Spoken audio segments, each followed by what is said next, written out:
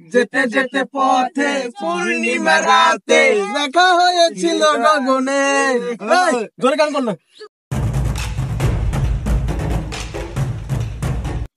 মালটা তো সেই রে জীবন, মেটা কে রে, খবর লাগা। আরে আমার লাগবে, হ্যাঁ, যে কোনো প্রকারই হোক, যে কোনো কিছুর বিনিময়ে ওরে আমার চাই। হ্যাঁ ঠিক আছে, ওকে। এ ভাই তোরা এখানে কি করতেছিস? কি করছিলাম রে জীবন? গান গাচ্ছিলাম না।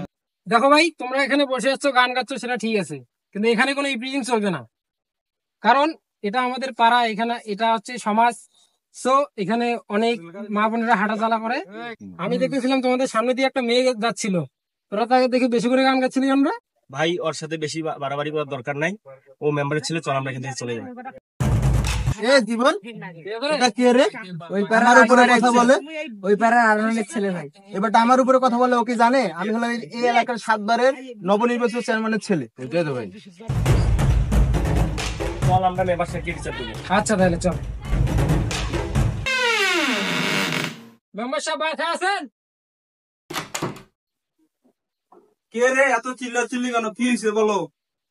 মেম্বার সাহেব, আপনার ছেলে তো খুব বেয়াদব। আমার ছেলে কি করছে? এই যে রাস্তাঘাটে মেয়েদেরকে খুব ইপ্রিজিং করতেছে।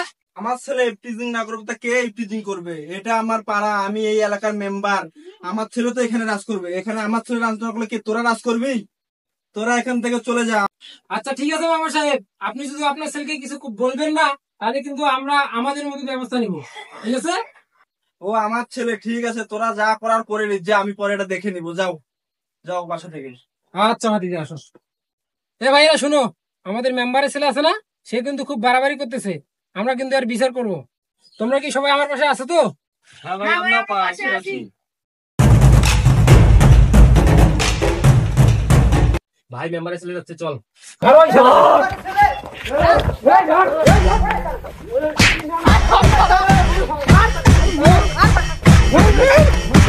তো গাইস, আপনারা এই ভিডিও দেখে কি শিখলেন প্লিজ কমেন্টে জানাবেন। And respect women.